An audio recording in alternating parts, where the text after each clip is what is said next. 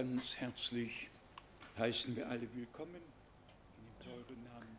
Très cordialement, nous vous souhaitons à tous les bienvenus dans le nom précieux du Seigneur. Nous voulons commencer avec le cantique numéro 1.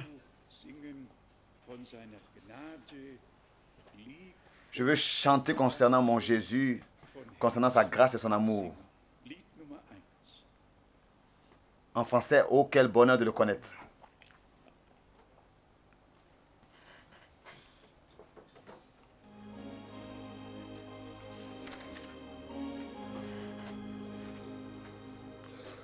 Ich will von meinem Jesus le connaître.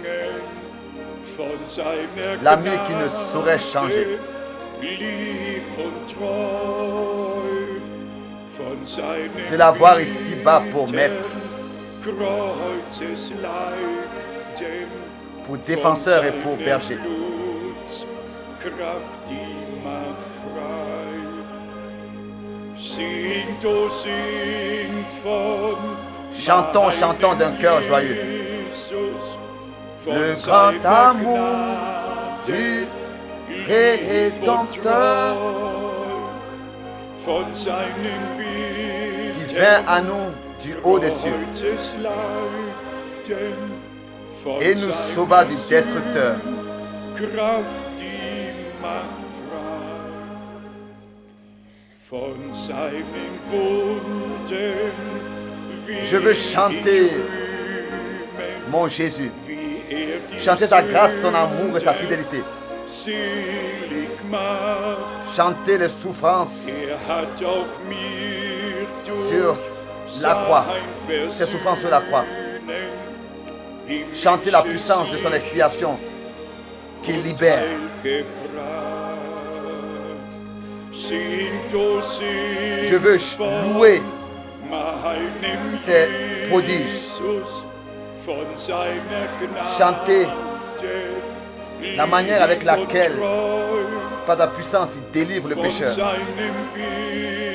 Aussi par son expiation, il m'a apporté la lumière céleste et le salut.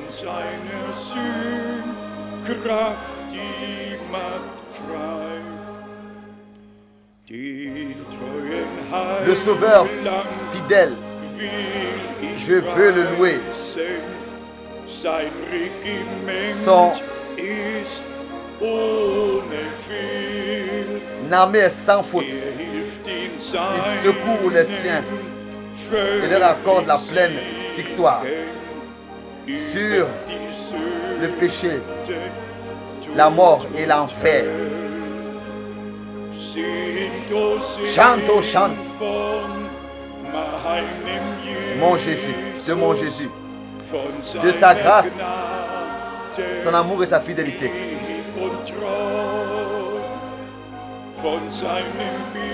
De ses souffrances amères sur la croix, de la puissance de son expiation qui libère.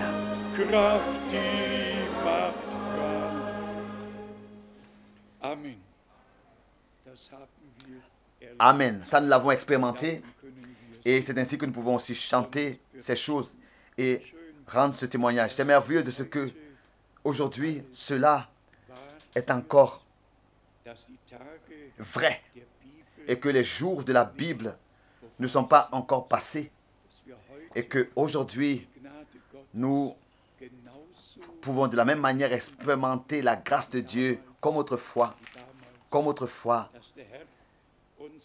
que le Seigneur, dans sa parole, nous a dit et nous a fait savoir ce que nous pouvons expérimenter avec lui concernant les choses qui s'étaient passées autrefois et qui se passent encore aujourd'hui. Jésus-Christ est le même hier, aujourd'hui et le même éternellement.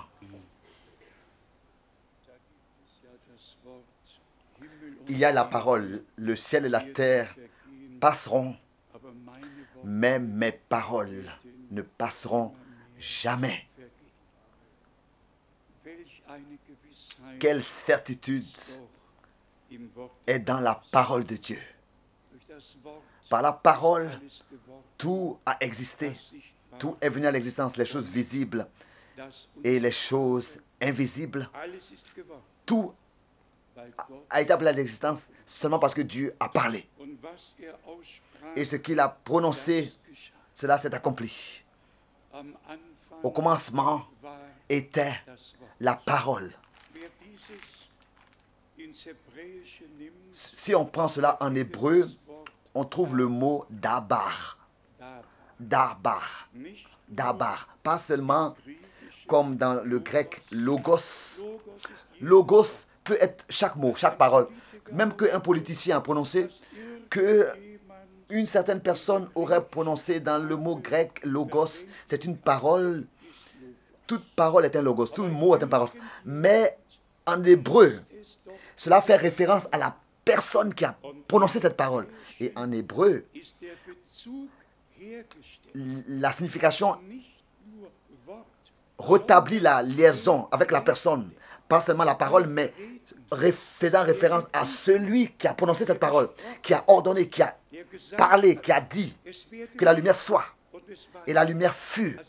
Donc pas seulement une parole qu'on peut entendre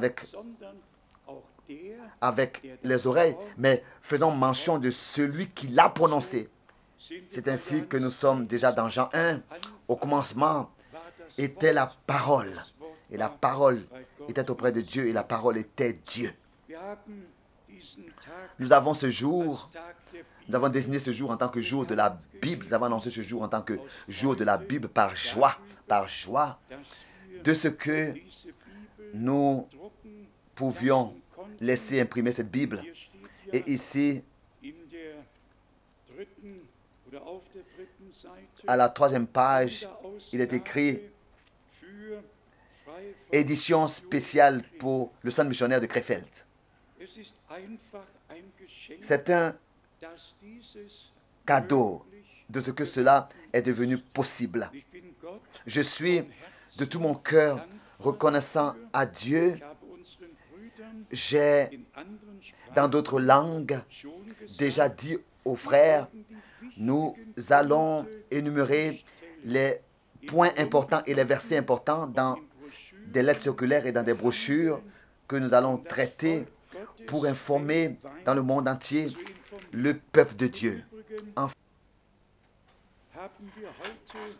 En fait, nous avons aujourd'hui des salutations de nos bien-aimés frères et sœurs d'Israël. Aussi, en Israël, il y a un petit groupe et il est dit ici dans ce email, nous vous saluons d'Israël. Nous venons d'avoir l'année 57.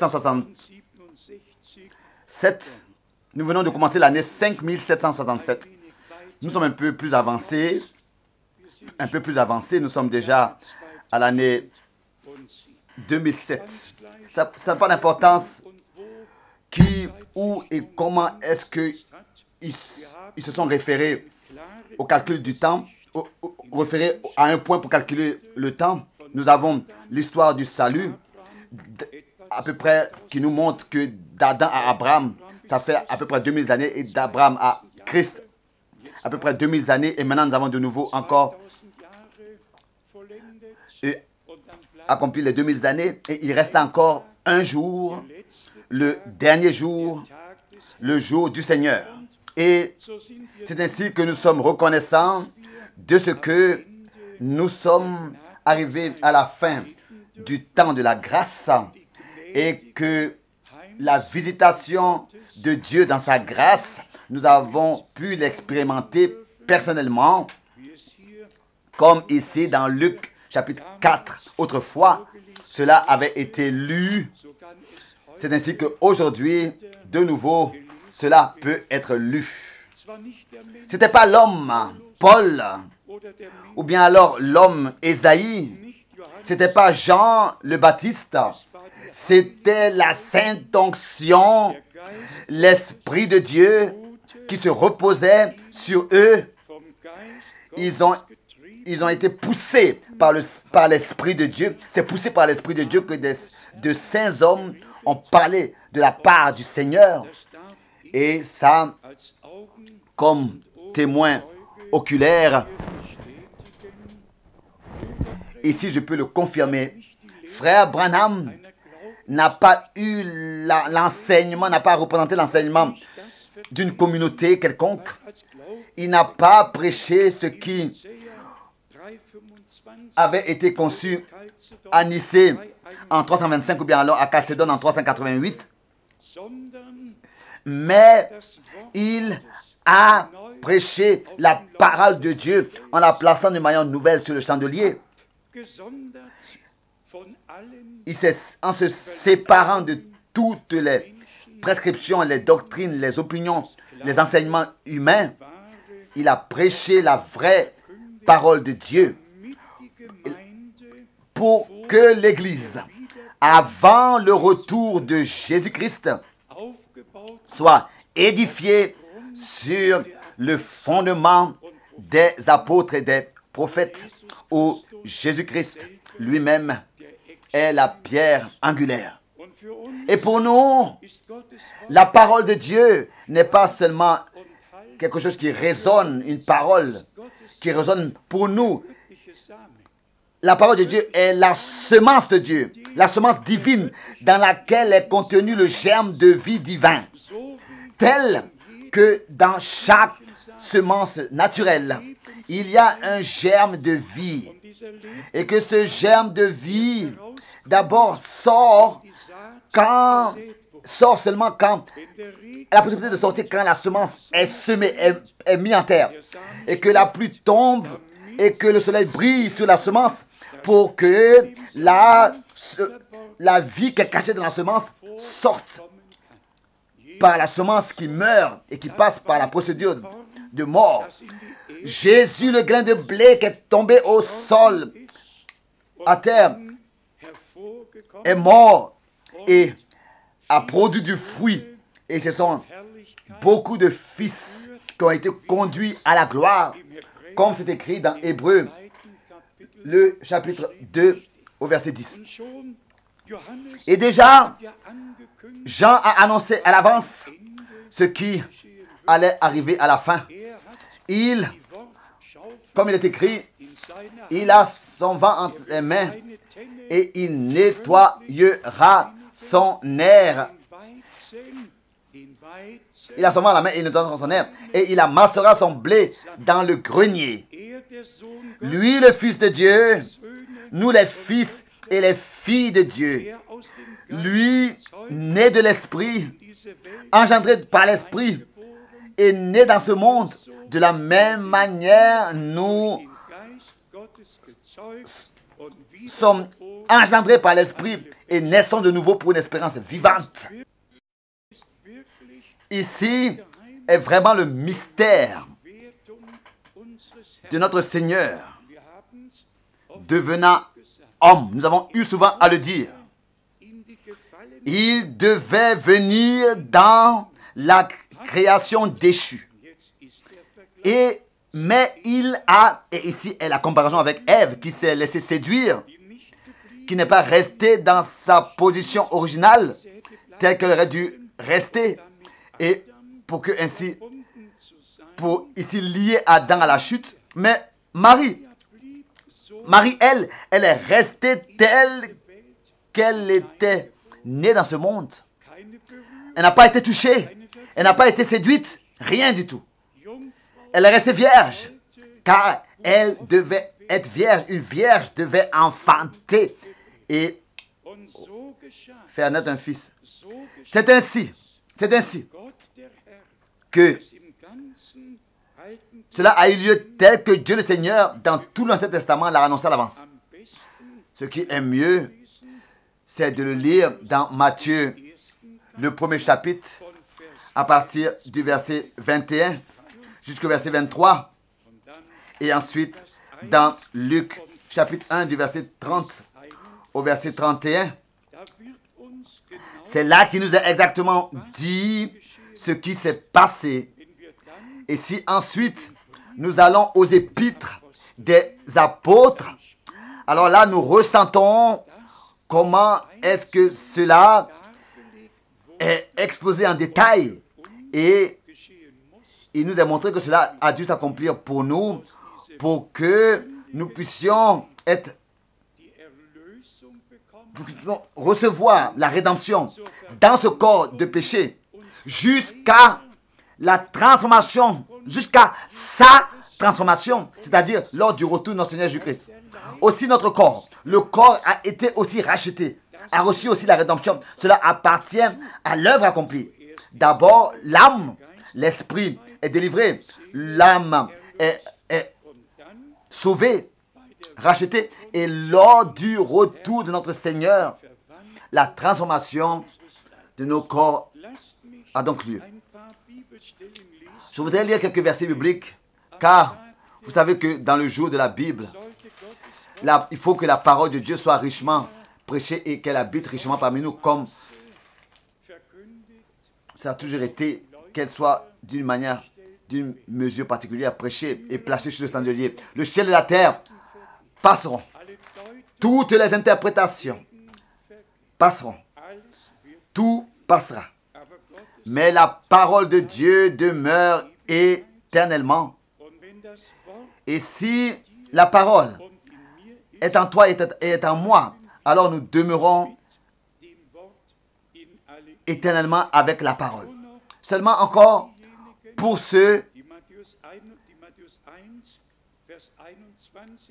qui veulent lire Matthieu 1, verset 21 à 23 et Luc 1, 30 à 31. Je voudrais lire pour cela le psaume 22, la parole dans le psaume 22 à partir du verset 10 et 11. Psaume 22, verset 10 et 11. Oui, tu m'as fait sortir du sein maternel. Tu m'as mis en sûreté sur les mamelles de ma mère. Dès le sein maternel, j'ai été sous ta garde. Dès le ventre de ma mère, tu as été mon Dieu. Et il est notre Dieu parce que Dieu est devenu notre Père par Jésus-Christ, notre Seigneur. Il est le premier-né entre plusieurs frères. Une parole dans Néhémie que j'ai lue aujourd'hui qui montre comment est-ce que Dieu a conduit son peuple et comment est-ce que les siens l'ont invoqué, l'ont adoré et ont annoncé sa majesté et sa gloire éternelle. Néhémie chapitre 9, la deuxième partie du verset 5. Levez-vous, louez l'Éternel votre Dieu, d'éternité en éternité. Que l'on loue ton nom glorieux, qui est au-dessus de toute bénédiction et de toute louange. C'est toi, Éternel, toi seul, qui as fait les cieux des cieux et toute leur armée, la terre et tout ce qui est sur elle, les mers et tout ce qu'elle rend ferme, et tout ce qu'elle renferme. Et tu donnes la vie à toutes ces choses. Et l'armée des cieux t'adore. Bien-aimés frères et sœurs, sans vouloir se moquer d'un homme, mais soyez sincères. Quel effet peut produire la théorie d'un Darwin, la théorie d'un Darwin dans un croyant? Qu'est-ce qu'elle peut produire? Nous ne sommes même pas prêts à écouter une telle théorie, cette théorie d'un Darwin. Nous ne sommes même pas prêts à l'écouter parce que nous avons reçu la parole de Dieu en nous. Dieu est le créateur du ciel et de la terre. Ensuite, il est dit ici, au verset 12 de Néhémie 9, et ça je voudrais ici le lire en insistant parce que dans notre temps, Cela s'est répété tel que c'était dans les jours de Moïse. Jérémie 9, verset 12. Tu les guidas le jour par une colonne de feu nuée et la nuit par une colonne de feu,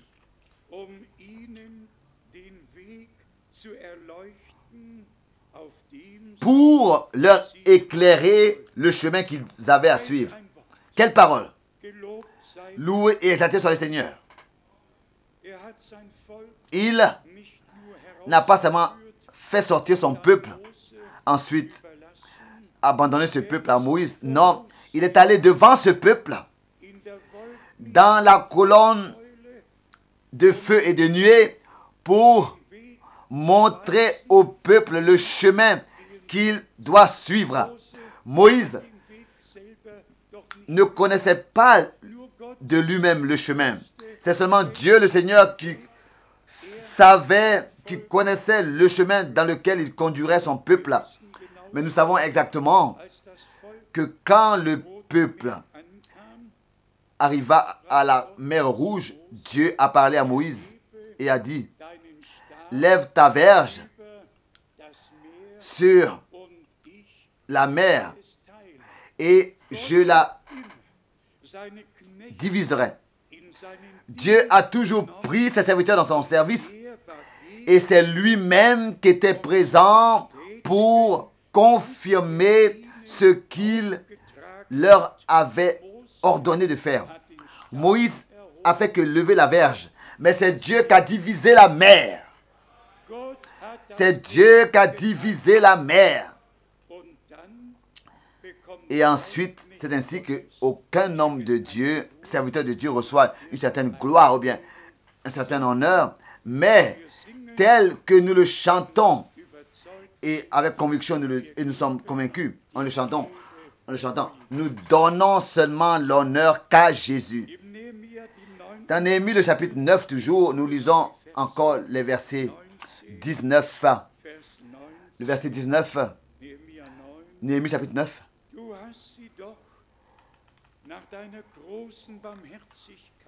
Dans ton immense miséricorde, tu ne les abandonnas pas au désert. Et la colonne de nuée ne cessa point de les guider le jour dans leur chemin, ni la colonne de feu de les éclairer la nuit dans le chemin qu'ils avaient à suivre.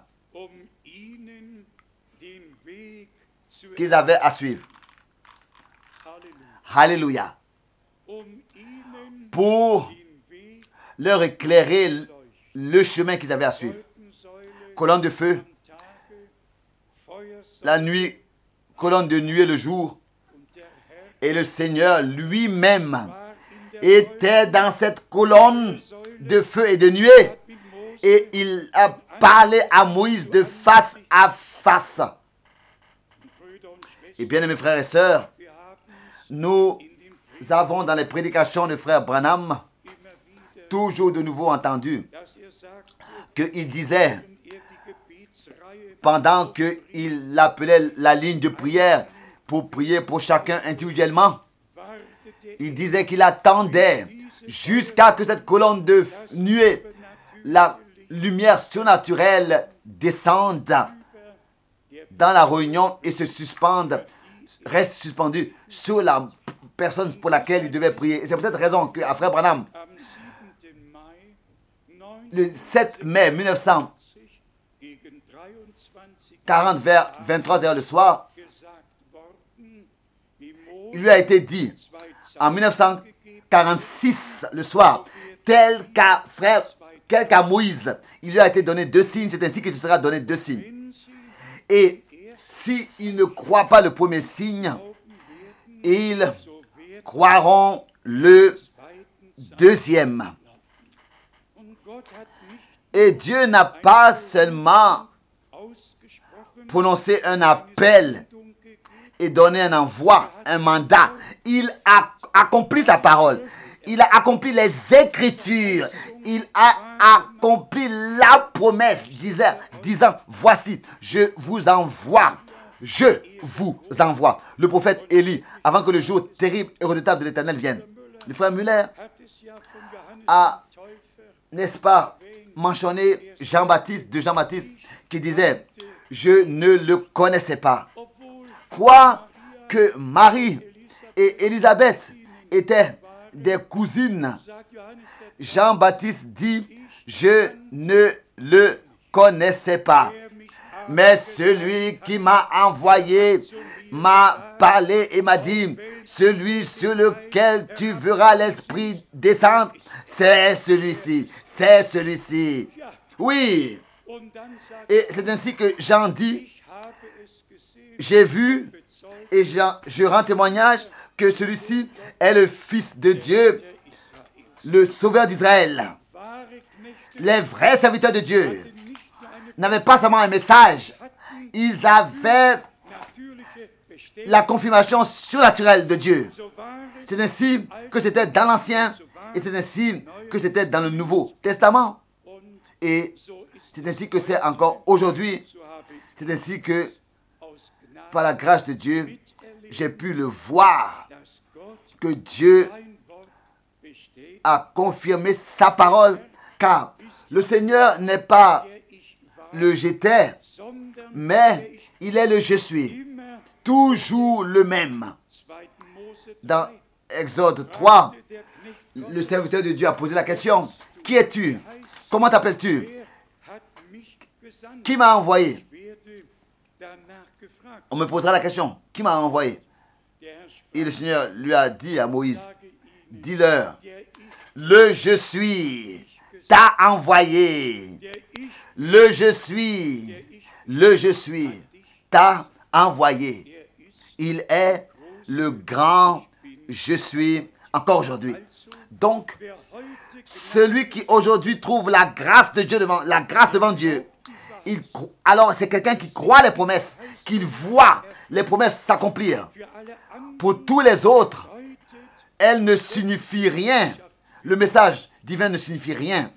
Et ils restent, ce sont des gens qui restent dans leur tradition et dans leur prescription. Ils pensent servir le Seigneur. Mais il est écrit, et ça c'est l'expression de notre Seigneur, je bâtirai mon église. Pas 375 églises et églises libres. Mais le Seigneur a dit, je bâtirai mon église. Et c'est là que nous venons déjà à Jean 17.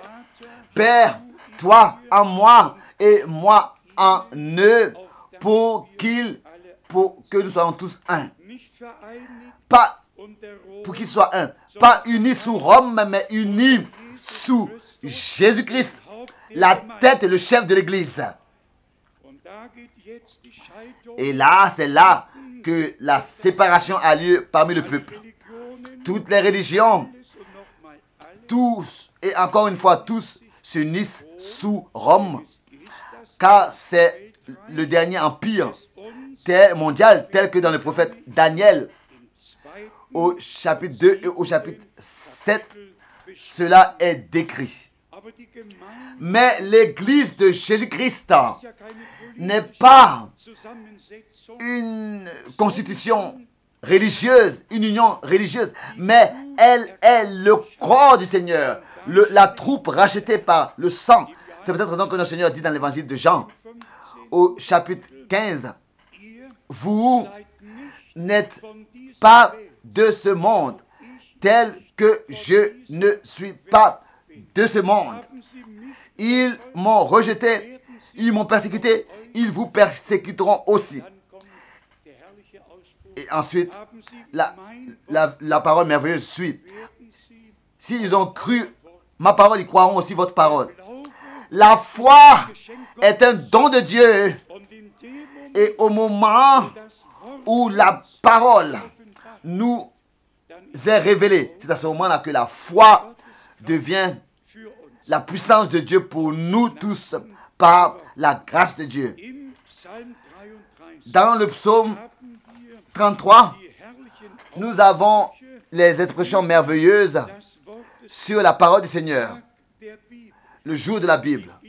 La Bible est la parole sainte de Dieu. Psaume 33, à partir du verset 3. Chantez-lui un cantique nouveau. Faites retentir vos instruments et vos voix. Car la parole de l'Éternel est droite. Amen. Et toutes ses œuvres s'accomplissent avec fidélité. Amen. C'est ainsi que c'est. Il aime la justice, verset 5, et la droiture. La bonté de l'Éternel remplit la terre. Les cieux ont été faits par la parole de l'Éternel et toute leur armée par le souffle de sa bouche. Oui, il a dit. Au verset 9, il a dit, et la chose arrive. Il ordonne et elles existent. Et au verset 7, il a dit, il annonçait en un tas les eaux de la mer. Ils mettent dans des réservoirs les abîmes. Que toute la terre craigne l'Éternel. Que tous les habitants du monde tremblent devant lui. Car il dit, et la chose arrive. Il ordonne et elle existe. Oh, quel témoignage. Les hommes de Dieu ont parlé de la part de Dieu. Nous ont transmis ce qui est devenu était important pour eux et ce qui leur a été révélé par le Saint-Esprit. Maintenant arrive quelque chose de très particulier au verset 10 et 12 et 13 comme comparaison. Psaume 33, versets 10, 11 et 12. L'Éternel renverse les desseins des nations. Il anéantit les projets des peuples. Bon, finish. Ensuite arrive, verset 11. Les desseins de l'Éternel subsistent à toujours. Mais les desseins de l'Éternel subsistent à toujours. Et les projets de son cœur de génération en génération.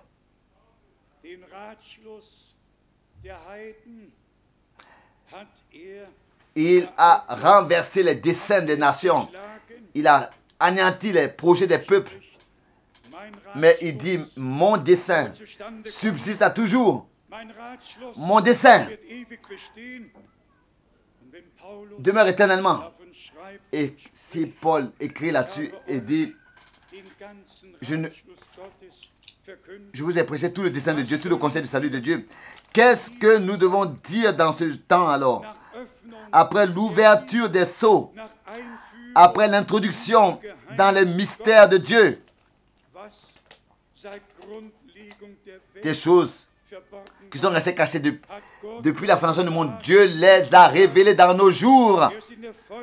Il est descendu dans la colonne de feu. Et que je puisse dire cela, je vous demande de la crainte devant Dieu le Seigneur. Alors que Frère Branham rendait témoignage de cet événement, que ce jour, du 17 jusqu'au 24 mars 1963, vers 14 h l'après-midi, la colonne de feu descendait dans sa chambre et que le Seigneur, directement d'une manière surnaturelle, a révélé le sceau sur lequel il devait parler le même soir. C'était le Seigneur qui, dans le nuage surnaturel, a apparu, n'est-ce pas? Et a donné l'ordre à Frère Branham. Repars à Jeffersonville. Et c'est ainsi que l'ordre lui a été donné. Car les 7 sceaux doivent être ouverts et seront ouverts. Bien-aimés frères et sœurs, Ce n'était pas le plan d'un homme. C'était dans le plan de Dieu, dans le dessein de Dieu. Dans le prophète Daniel, dans le chapitre 12, au verset 4, il est écrit, scelle le livre. Daniel 12, jusqu'au verset 4, jusqu'à la fin. Pas pour toujours, mais jusqu'à la fin. Et c'est ainsi que, dans la fin, ce livre doit être révélé. Alors quand nous regardons dans l'ouverture des sceaux, les 4 premiers sceaux sont en parallèle avec le temps des âges des églises, dans les 7 âges par lesquels elle avait à passer, car c'était déjà comme ça, symbolisé dans l'Ancien Testament, dans Zacharie 4, annoncé à l'avance par ce chandelier avec 7 branches. C'est ainsi que Jean sur l'île de Patmos, dans Apocalypse 1, a vu cela. Il vit le chandelier avec 7 branches et il a vu le Fils de l'homme dans son état de gloire marcher au milieu des 7 chandeliers d'or. Et il avait les 7 étoiles qui sont 7 anges de l'Église dans sa main droite. Qu'est-ce que cela veut nous dire? Les vrais serviteurs de Dieu ne sont pas dans la main d'un homme. Ne sont pas serviteurs d'une église ou bien d'une église libre. Des vrais serviteurs de Dieu sont dans la main du Seigneur. Et c'est à eux que la parole de Dieu est révélée. Et il la porte à l'église. C'est ainsi que cela est écrit dans Apocalypse, le premier chapitre. Tout de suite, dans les premiers versets. C'est-à-dire, Apocalypse, premier chapitre, verset 1. Révélation de Jésus-Christ. Nous avons eu déjà à le dire ici, bien mes frères et sœurs. Nous avons ici réellement le mot grec apocalypsis. Et cela signifie dans notre langue dévoiler, découvrir. Si nous couvrons quelque chose et que nous ne savons pas ce qui se cache derrière, personne ne l'a vu, personne ne l'a su. Ensuite, on dévoile, on découvre, on dévoile le dévoilement de la personne, le dévoilement de Jésus-Christ. Le rideau a été ôté. Nous le voyons en tant que celui tel qu'il était, qu'il est et qu'il revient. En tant que le Dieu tout-puissant qui de manière différente pour notre salut et pour l'accomplissement de son conseil du salut s'est révélé. Que ce soit que les Saintes Écritures le décrivent en tant que fils de Dieu ou alors en tant que fils d'Abraham ou bien fils de David ou bien fils de l'homme, que ce soit qu'il soit décrit en tant qu'agneau de Dieu ou bien médiateur ou avocat, ça n'a pas d'importance. Partout, il y a dans ces différentes révélations, il y a une relation au dessein du salut de notre Dieu. Il y a une relation à l'Église. Il y a une révélation qui en tout est liée au dessein du salut de notre Dieu. Bon, dévoilement, révélation de Jésus-Christ. Jamais dans ces 2000 années, la révélation de Jésus-Christ a été apportée dans cette clarté. Et frère Branham était bien le seul qui dans notre temps pouvait dire: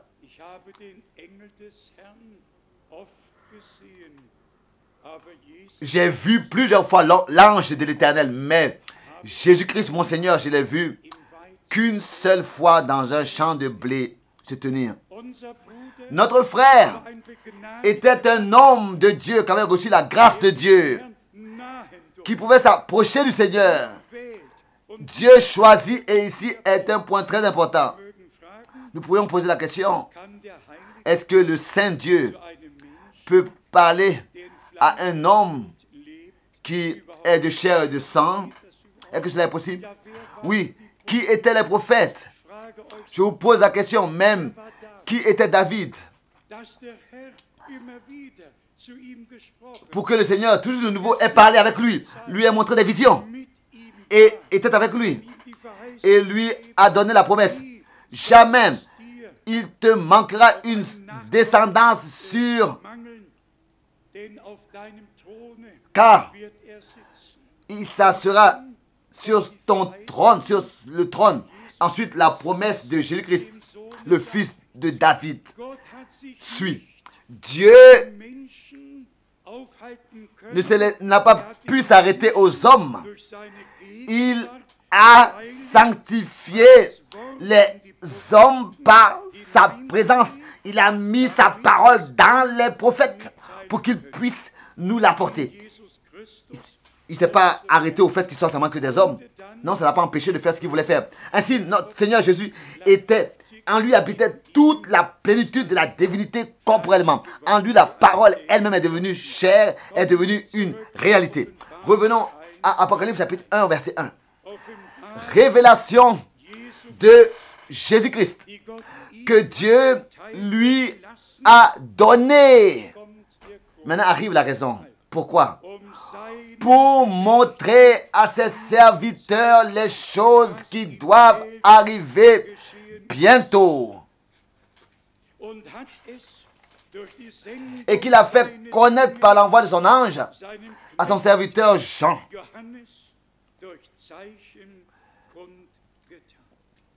À son serviteur Jean. C'est ainsi que c'était autrefois sur l'île de Patmos. Et Dieu a le droit de faire ce qu'il s'est proposé de faire dans son conseil du salut, dans son dessein du salut. Car si frère Branham parle, quand frère Branham parle de l'ange de l'Éternel qui vient à lui et qui lui a donné des ordres, quel a été le cas avec Jean sur l'île de Patmos? Il est dit ici que c'est par l'envoi de son ange qu'il a fait connaître ces choses à son serviteur Jean. C'est-à-dire, tout ce qui devait être montré à ses serviteurs, au pluriel. Ici est la chose importante que nous devons dire.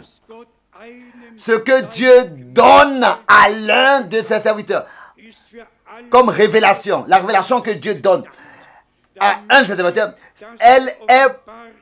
c'est pour que cela soit montré à tous ses serviteurs et que la parole révélée et le témoignage de Jésus-Christ soient portés par tous et transmis au peuple de Dieu. La condition, c'est que le même Esprit de Dieu qui se repose sur ce serviteur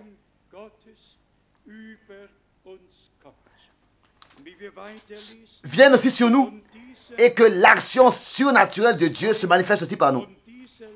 Maintenant, au verset 2, il est dit, celui-ci a attesté la parole de Dieu et le témoignage de Jésus-Christ, soit tout ce qu'il a vu. Bien-aimés frères et sœurs, nous pouvons aujourd'hui aller par chaque ville, par chaque pays. La révélation,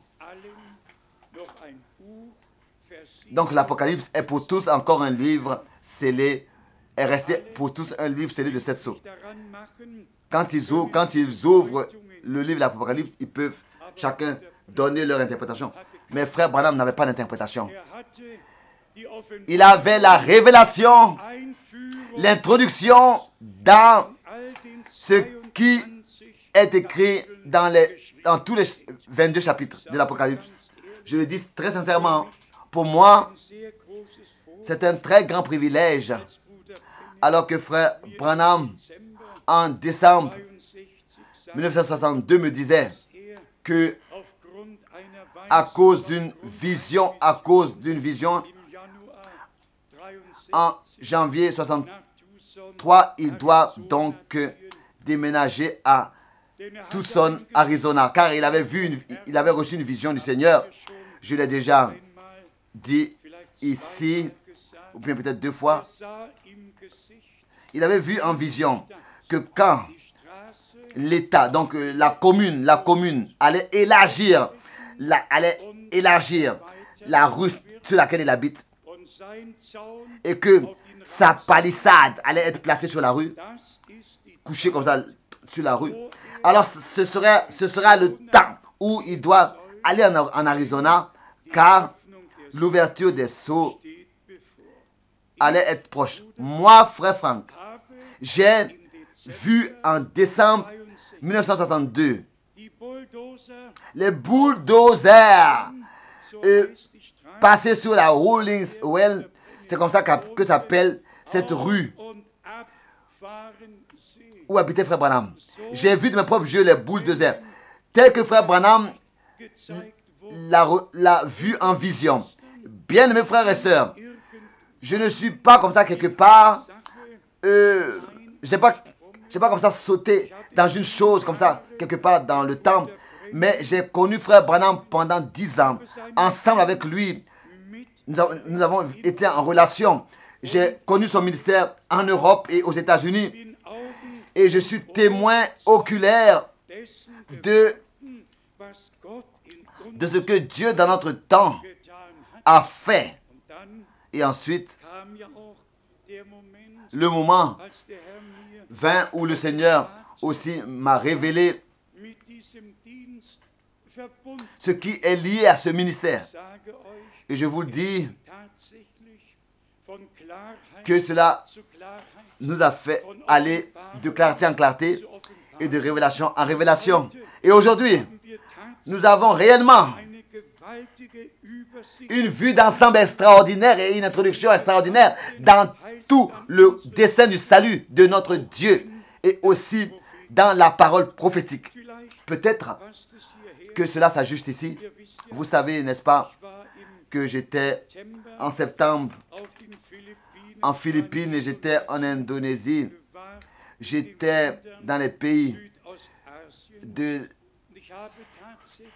l'Asie Sud-Est.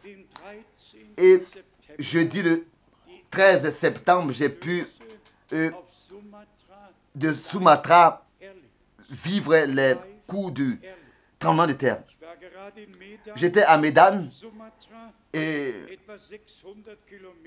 dans la région de Sumatra, à peu près 600 kilomètres du centre Épine. Et voilà que le frère me dit, avec qui j'étais, frère Franck, regarde le plafond. Nous étions même pas en train de remarquer que nous étions en train d'être balancés. Nous avons regardé le plafond. C'était vraiment un lustre énorme qui donne plein de lumière. Et voilà que nous voyons le lustre de manière majestueuse se balancer. Pas comme ça quelques secondes, il continuait comme ça à se balancer. Il avait reçu un coup et il balançait devant nos yeux. Il se balançait devant nos yeux. Et je pensais aux paroles de mon Seigneur qui avait parlé de la fin des temps et aussi des tremblements, qui avait parlé de la fin des temps et des tremblements de terre. Et il a dit, quand vous verrez ces choses.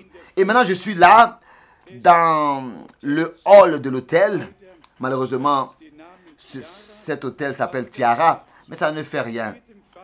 De toute façon, j'ai pu vivre en direct ce tremblement de terre. J'ai reçu cela vraiment dans le cœur. Quelle grâce de ce que nous pouvons vivre maintenant.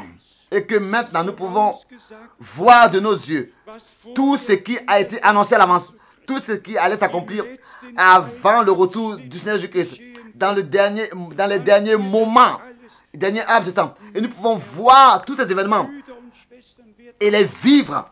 Bien, frères et sœurs, est-ce que nous sommes conscients entièrement de la grâce que nous avons reçue de Dieu?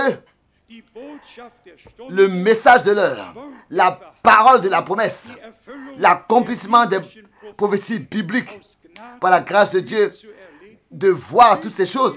Est-ce que vous savez quel privilège Dieu, par sa grâce, nous a accordé? De ce que nous ne sommes pas assis comme ça quelque part de quelconque pour écouter des histoires qui peut-être ici et là sont racontées dans les prédications, mais que nous avons la grâce d'écouter la vraie et véritable parole de Dieu et de donner les choses à leur place. Ça, c'est notre devoir. C'est le devoir que notre Seigneur nous a accordé et nous acceptons la responsabilité devant Dieu, devant son peuple, que par le ministère des apôtres et des prophètes, de l'Ancien et du Nouveau Testament, dans tout le résumé que nous avons reçu par le ministère du frère Branham, de toutes ces choses, la parole révélée et confiée, nous devons la transmettre au peuple de Dieu, clair comme un cristal, la prêcher clair. Et notre devoir, n'est-ce pas, c'est de laisser tout dans sa forme originale, chaque parole de Dieu et chaque citation du frère Branham, telles que les interprétations des Écritures ont égaré. C'est ainsi que les interprétations particulières des citations du frère Branham égarent. Et c'est par cela justement qu'il y a de nouvelles divisions. Et c'est toujours l'adversaire qui a, par les interprétations, placé un piège pour saisir les hommes. Mais à cet endroit, ces pièges-là de l'adversaire sont dévoilés et montrés et ouverts. Et il est montré où est-ce que des hommes attirent des disciples après leur personne et ont des disciples, des gens qui les suivent.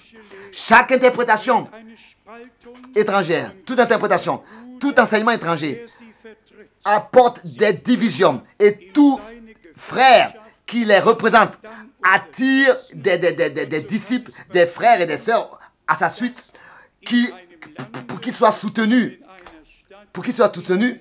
n'est-ce pas? Et c'est ainsi que cela arrive que dans les villes, il y a différents représentants de différents enseignements qui font leur soi-disant œuvre. Non, le temps de Dieu est là, le jour de Dieu est là, le jour de la Bible est là, pour que nous puissions prendre notre orientation seulement par la parole de Dieu. Et c'est ainsi que cela reste pour toute éternité. La parole de Dieu nous a été confiée, et telle que Jésus-Christ était la sainte parole pure et la semence divine qui fut promise depuis le jardin d'Éden. Et 213 fois dans la Bible, il est parlé de la semence. 313 fois, il est parlé de la semence et de la descendance. Et nous sommes la semence de Dieu. La semence promise d'Abraham, c'était Christ. Et c'est en Christ que toutes les nations de la terre devaient être bénies. Et ensuite, nous avons toutes les promesses et toutes les écritures dans la parole de Dieu. Nous pouvons avec droit prétendre que nous n'avons pas suivi des fables habilement conçues, mais la parole de Dieu révélée, la parole prophétique est devenue une lampe sur notre sentier, et nous voyons bien sûr toute la parole. Et bien sûr, toute la parole est une lumière sur notre sentier. Mais Pierre dit particulièrement, faisant mention de la parole prophétique, qu'elle ne permet pas une interprétation particulière. Et même malgré tout, il a interprété, il est encore une fois interprété. Que je puisse dire encore aujourd'hui, celui à qui la parole de Dieu et la volonté de Dieu est révélée, il n'interprète plus. Il croit comme l'a dit les Écritures. Et celui qui interprète encore, ça veut dire que la parole ne lui a pas encore été révélée. Donc, que aujourd'hui, en cet endroit, cela ait lieu, que ce soit vraiment un jour de la Bible, un jour que le Seigneur a fait pour toi et pour moi, pour nous tous, un jour qui nous réjouit parce que nous avons compris par la grâce de Dieu ce que Dieu a fait en nous. Tous nous avons été appelés à sortir d'ici et là. Nous sommes sortis d'ici et là. Qui t'a appelé? Qui m'a appelé? Qui nous a appelés? Et au moment où nous suivions le Seigneur et que l'opprobre est venu sur nous, c'est à ce moment-là que l'opprobre est venu sur nous. Nous n'avons plus été compris des autres. Les églises dans lesquelles nous étions ne nous comprennent plus. Pourquoi? Parce qu'ils sont encore restés dans ces endroits-là où nous étions auparavant. Mais quand Dieu fait quelque chose de nouveau sur la terre, alors il ne le fait pas avec les vieux systèmes, non. Mais Dieu dit, voici, je fais quelque chose de nouveau. Je fais tout nouveau. Aussi dans nos jours, Dieu a fait un nouveau commencement par sa grâce pour de nouveau rétablir toutes choses dans l'état primitif et pour conduire tous dans la foi, ramener tous à la foi des apôtres et des prophètes. Et à cela appartient aussi le baptême biblique d'eau. Hier, déjà, nous avons eu à le mentionner. Et il faut que cela soit dit encore aujourd'hui. Tous baptisent réellement dans les titres, dans une forme, dans la forme. Et cela est dommage si par exemple un certain dignitaire spirituel dans une église catholique ou bien anglicane ou bien baptiste ou bien orthodoxe, les premières paroles qui sont dites sont faites au nom du Père, du Fils et du Saint-Esprit. Toujours cette formule. Et cette formule n'est pas écrite une unique fois dans la Bible. Et avant l'année 325 à Nicée, cette formule n'a pas été connue. Tous savaient ce qui était écrit. Tout ce que vous faites en parole et en action, faites-le au nom du Seigneur Jésus-Christ. Colossiens 3. Tous savaient qu'il n'y a pas un autre nom qui a été donné sous le ciel dans lequel ils sont sauvés. Ils peuvent être sauvés. En dehors du nom de Jésus. Pourquoi est-ce qu'il est écrit dans le prophète Joël? Celui qui invoque le nom du Seigneur, le nom, avant de pouvoir invoquer le nom ou bien adorer le nom du Seigneur. Je dois savoir comment est-ce qu'il s'appelle. Tu l'appelleras Jésus, car il sauvera son peuple de leurs péchés. Tous ces gens, aussi dans tous ces endroits de pèlerinage, dans les forêts, peuvent réciter un Ave Maria l'un après l'autre. Et à quoi est-ce que ça sert? Ils ont prié en vain, cela fait mal. C'est de l'égarement.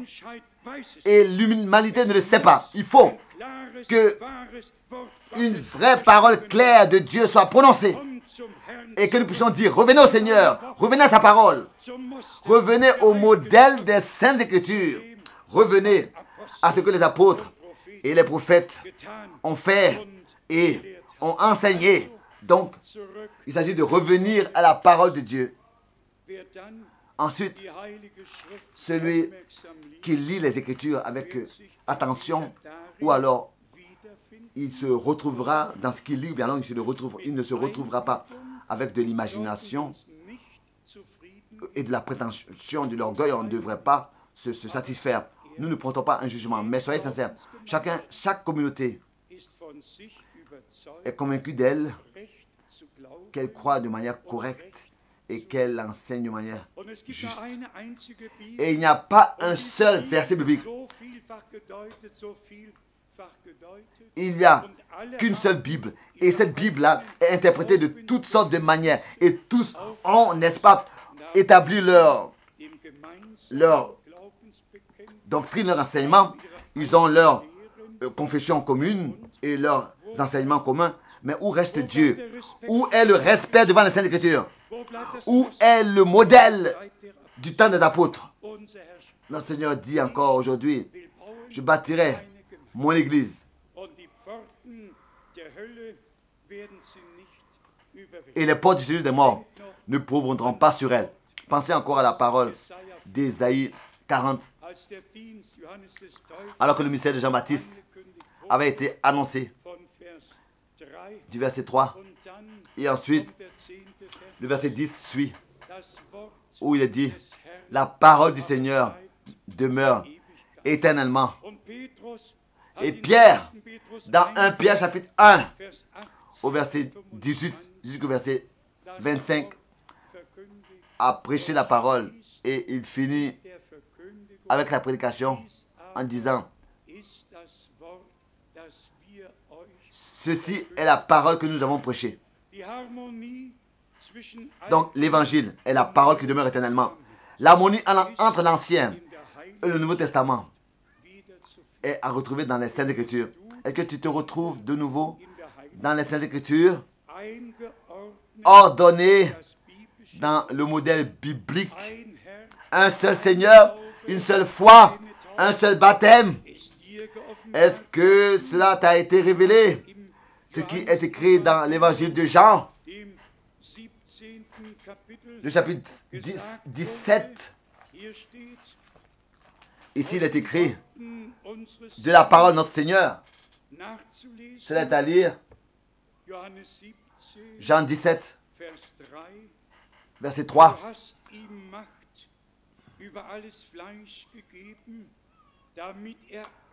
Oh, la vie éternelle, c'est qu'ils te connaissent. Verset 12, 2, pardon. Jean 17, verset 2.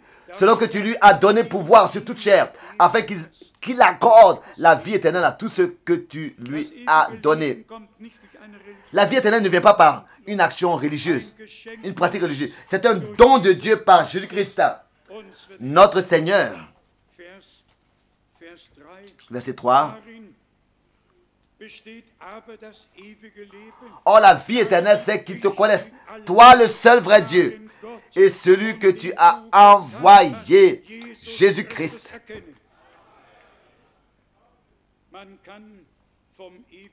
On peut parler de vie éternelle, mais on peut aussi la recevoir. Celui qui a le Fils de Dieu, il a la vie éternelle. Et celui qui n'a pas le Fils de Dieu, il n'a pas la vie.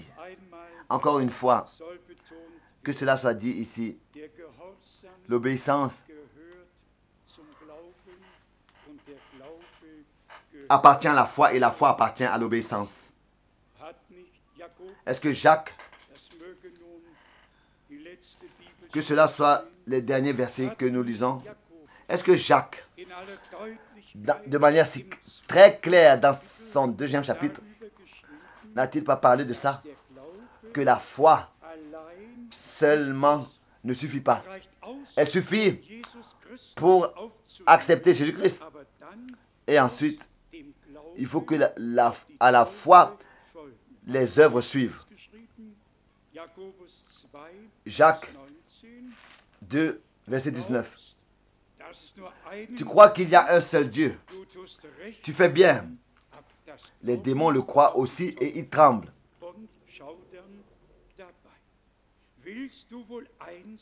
Veux-tu savoir, ô homme vain,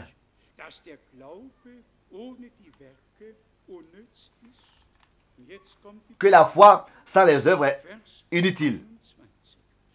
Maintenant le verset 21. Abraham, notre père, ne fut-il pas justifié par les œuvres lorsqu'il offrit son fils Isaac sur l'autel? Tu vois que la foi agissait avec ses œuvres et que par les œuvres, la foi fut rendue parfaite.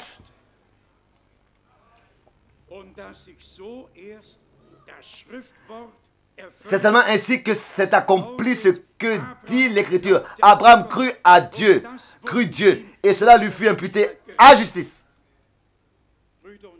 Bien, frères et sœurs, que Dieu Seigneur nous bénisse et qui nous aide. Ich weiß, Je sais auch dieser Tag que ce jour ist ein Tag, est un jour den der Herr, que le Seigneur a fait aussi. ich weiß, Je sais darüber hinaus encore plus que ça. alles recht verstanden.